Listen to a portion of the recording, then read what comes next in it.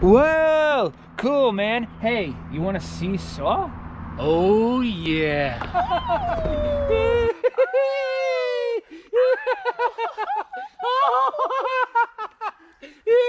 I do want to get around to seeing that movie.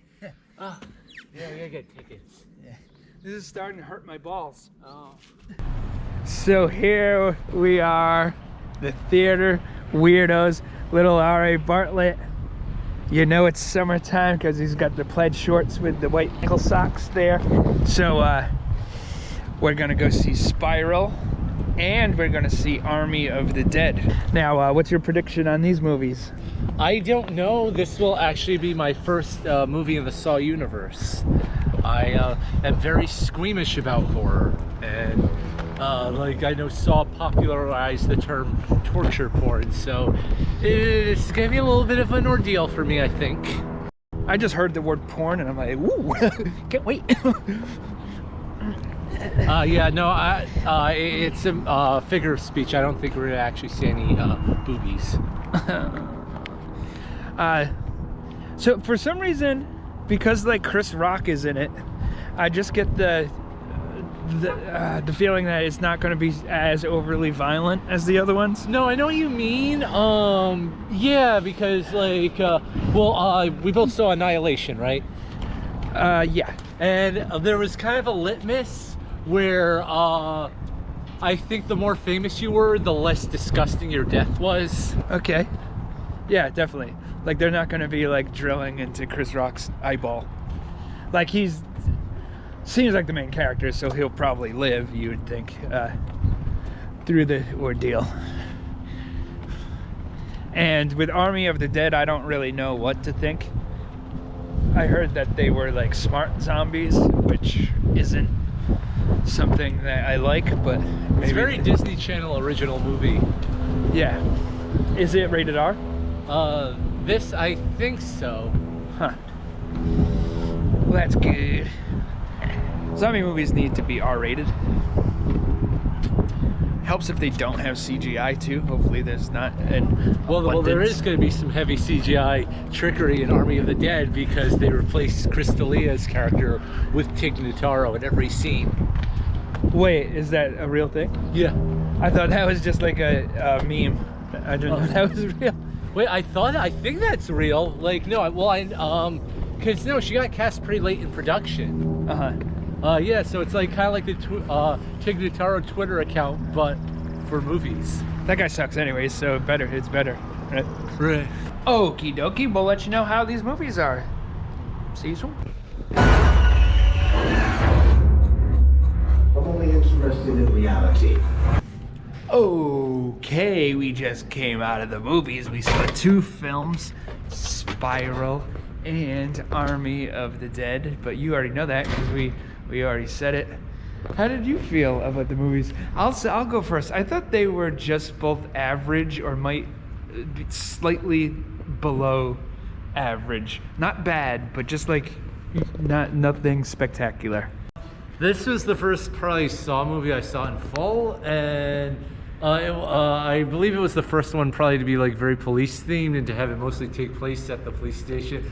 And I do feel like kind of leaned heavily into like the cliches, like you're a hot can you know, like the chief is just getting into an argument with the main character. I do think like our prediction was like how billing would affect how gruesome your death was. Spoilers.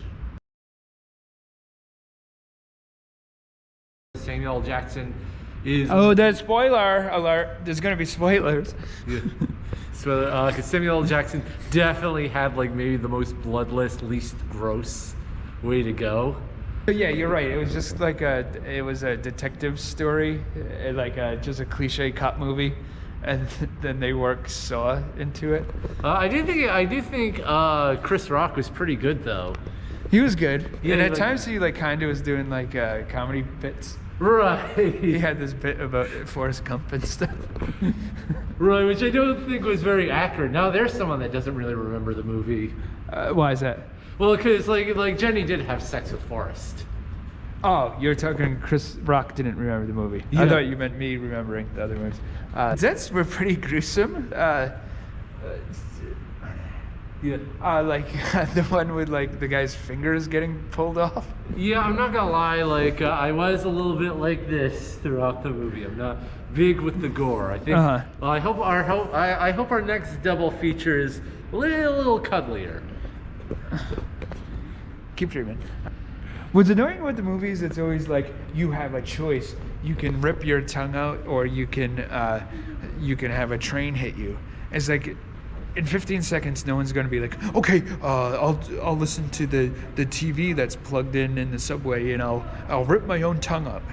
Yeah, no, it's always like not really a choice. It's, you know what I mean? Right. Yeah. There's no way you're not going to be electrocuted when you like go through the trauma of having your fingers cut off. You're going to bite down harder on it, and then you're going to get shocked anyways. It's he's clearly unfair. being a sadist. Uh-huh. I think they just want to defund the police, not definger the police. Oh no. Yeah.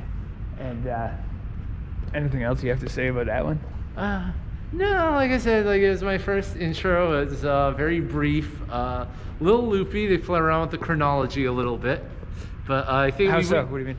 A lot of it's very flashback heavy. Oh. But I think we both figured it out. We both figured out the mystery. Right. It's very obvious. So like we said, spoilers, and now it's like spoiler. Like there's double spoilers. So there's like this main character who just asks to like borrow someone's cell phone, and then like walks away with it. Like that's not suspicious. Right. So Spiral's pretty good. If you already want to see it, then you'll probably enjoy yourself. Go see it. Now let's talk about Army of the Dead. Right. Well, I think it was good when it was trying to be like a more like the camaraderie, like the typical. It's a three genre combo because it's part zombie movie and part army movie. Even though army movies and zombie movies have pretty much coalesced into one now, but it's also a heist movie. Right. So like, there's like a good 30 minutes where it's just we're getting the team together, type of thing, Right. with no like zombies. Although they kind of worked around that because the movie does have a pretty interesting prologue that recaps the original zombie invasion, and like it's actually I thought it was kind of interesting because you kind of saw little life stories, like you saw like the characters without even saying anything or spending much time, they developed their own little arcs, and I thought it was very interesting how they built that up. I wonder how many people would actually have preferred to see a movie about that cast of characters. So why the heck was it so long? Because Zack Snyder likes movies that are long. It should have been a mini-series. I don't know how the length, but it almost seemed like it was 3 hours long. It was 2.5 hours long. I don't think it would have quite made for a miniseries, but although, like I said, they had like a little bit of a prologue. That is creepy. So I think I think like a miniseries would have been pushing it. Yeah, I know. So it was a mix of like regular zombies, and then there was super smart alpha zombies. Right, and actually, if you want to add another genre into the mix, Zack Snyder was clearly veering into 300 territory with like the zombie having like a helmet and riding a horse, and it almost is like verging into sort of the underworld zombie subculture. They have their own little zombie covens, like little zombie sexiness going on. Excuse me? Yeah, like the two head zombies. They were in love. Oh, right. There was like a love story. Yeah, they were kind of like nuzzling each other. Yeah, and there were also, like you said, there was a zombie horse and a zombie tiger. Right. I wonder if they played the game Dead Rising 2 and were like, oh, that's a good idea to go to a casino. Hey, if you get bit by a zombie tiger, do you become a were zombie tiger? Or do you just like a regular zombie, or? No, you just, I think, die. I don't think a zombie would turn you into... A tiger zombie, I don't think would turn you into a zombie. I think it would just be like overload. Just like how you can't get feline AIDS. Right. Right, but I'm wondering if it's like the Spider-Man thing. Look, there's free food containers in the plant. Yeah, no, we're not finished. Don't change the subject. I think if we had like if a zombie tiger bit you, would you get like powers of the tiger in addition to being a zombie? I mean, granted, like the tiger would not leave much left most of the time, but let's say you beat the odds. I know what you're trying to say, and I say no, but you're free to your own opinion. So do you really feel that way? I just want to find out. I don't think the option is off the table. Yeah. All right. Anything else you have to say about that film? Dave Bautista, like he really gives 100% in anything he does. You gotta appreciate that. I really think he might be like the best pro wrestler turned actor. Well, what about Hulk Hogan? Yeah, but Suburban Commando? I think that is just playing himself, really. He's like, obviously we all know he's the Starship Fighter turned nanny or whatever. So it's not really branching out. Yeah, so obviously his only competition would be Roddy Piper. Right, and Roddy Piper only did like 2 movies, so like... No, he did like a few. He probably did like 8 or 9, but just a lot of them you haven't heard of. He did one, Hell Comes to Frogtown. I have seen Hell Comes to Frogtown. I think like excuse me, I think he did one with Sonny Chiba or something. Okay. Or maybe like Billy Blanks. I forget. But yeah, he probably did like 8 movies or so. I mean, and he's good in They Live, but like I don't think he really. It's not a very emotional performance. No. No. Anything else? No. Like no. We should talk about how when we saw at the beginning, like there was like what 1 or 2 minutes of dead air. Yeah, we were just sitting in the movie and it was completely black and the no lights on, nothing on screen, and it took a while for it to start for some reason. Yeah, well, here's my theory. Here's my little tin hat. Is that it's a Netflix movie, so they're starting the movie off with 2 minutes looking like it has technical difficulties, so people can be like, oh man, going to the movies is bullshit. I should just stay home and watch Netflix.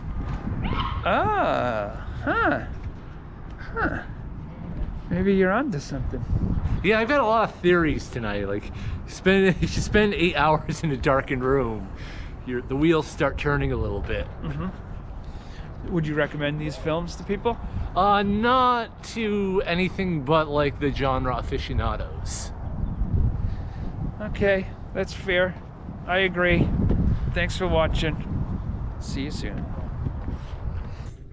Call Disney, copyright infringement. Right, there you go after like Playgrounds and Tombstones or something, but they're gonna leave these guys off the hook. So we forgot to talk about Tig Notaro. Right. So she replaced Chris Elia. Is that his name? Delia. And do you think all the scenes were like reshot, or were just her scenes reshot on a green screen and they? I think like just a wide variety of Hollywood trickery. Like if they had to, they might have inserted her into CGI or doing sort of like reshoots. But I think the thing is, like, knowing what's going on, you can obviously spot the trickery. Yeah, well, sometimes like everything would be like blurry, like including her. Right. I was thinking that, but sometimes it looked like it was blurry just because Zack Snyder thought it was cool. But I also think, like, yeah, you could see, like, you know, Dave Bautista's face right here and then her face right there, just cutting back and forth. Uh-huh. And so obviously it's very obvious. Yeah, so there are never any 2 shots crystal clear of her talking with someone else. Right. But the interesting thing is it didn't hurt because, number one, her job, like, in the crew was so removed from everybody, and because the character was so eccentric. Uh-huh. So it kind of worked, but I'm sure, like, they're glad that it wasn't the guy who played the safecracker who was texting teenagers. Okay. Yeah, so we just had to get that in there. Thank you.